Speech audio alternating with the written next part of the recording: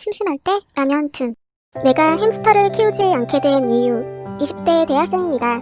우연한 기회에 햄스터를 한 마리 분양받아 햇마리라고 이름 짓고 키우고 있었어요.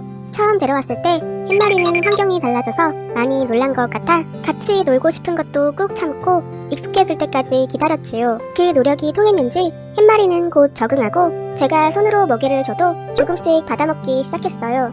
한 번은 제 손등위로 홀짝 올라오더군요. 그 순간의 기쁨은 지금도 잊을 수가 없어요. 이 작은 동물이 나를 기억하고 믿어주는구나 라고 생각하니 완전 감동이었죠. 그 후로도 햇마리는 제가 손등을 내밀면 홀짝 올라오는 게 습관이 되었습니다. 한 가지 신기한 건 햄스터를 키우시는 분들은 처음엔 꽤 놀리신다고 들었는데 햇마리는 한 번도 저를 문 적이 없다는 거였어요. 하루는 햇마리를 손 위에 올려놓고 무한 계단놀이를 하고 있었는데 갑자기 꼬물꼬물 그루밍을 하더니 제 손 위에 턱을 대고 잠이 들더군요. 행여 깨울까 싶어 떨리는 가슴을 붙잡고 가만히 햇마리를 쳐다보고 있었어요. 지나가던 오빠가 그걸 보더니 뭐하냐? 쉿! 햇마리 지금 내 손에서 자고 있어. 정말? 신기하네.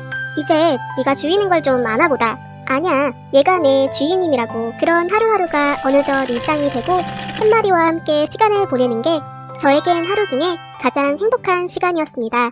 어느 날이었어요. 햇마리가 털도 푸석푸석하고 기운이 없어 보여 집 근처 동물병원에 데려갔습니다. 저기 선생님, 햇마리는 어떤가요? 신장에 병이 있는 것 같습니다.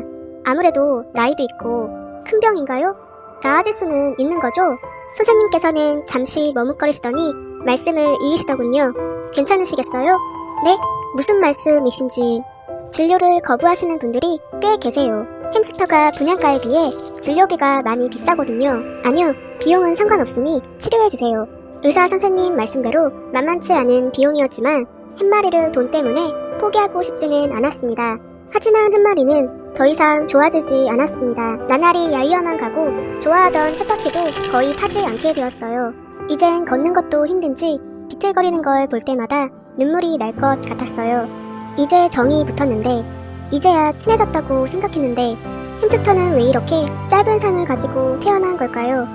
오늘도 병원을 다녀왔지만 저는 왠지 이게 마지막 날이라는 직감이 들었습니다. 밤이 되자 햇마리는 더 이상 움직이지 않았어요. 그렇게 잘 먹던 간식들도 입에 대지 못하고 그저 누워서 힘겹게 숨을 쉬고 있는 게 전부였지요. 햇마리를 쓰다듬으려 손을 내밀자 녀석은 문득 힘겹게 몸을 일으키더니 버둥거리며 손등위로 올라오려 하더군요. 눈물이 터지고 말았습니다. 간신히 손에 올라온 햇마리를 꼭 안고 한참을 울었어요. 다음날 아침 무렵 그렇게 햇마리는 해시별로 긴 여행을 떠났습니다. 소동물 장례식장을 찾아 햇마리를 보내주고 집에 오니 텅 비어버린 케이지가 눈에 들어왔습니다. 그저 조그만 생명 하나가 떠났을 뿐인데 집안 전체가 비어버린 것 같았어요. 그 후로 이별이 무서워 다른 아이를 데려올 마음이 차마 들지 않지만 아직도 밤이 되면 햇마리가 쳇바퀴를 타는 소리가 들리는 것 같은 기분이 들곤 합니다. 저한테 너무나 큰 행복을 안겨줬던 햇마리, 이젠 더 이상 아프지 않겠지요? 해시별에서 친구들과 함께 행복하게 살고 있을 테니까요.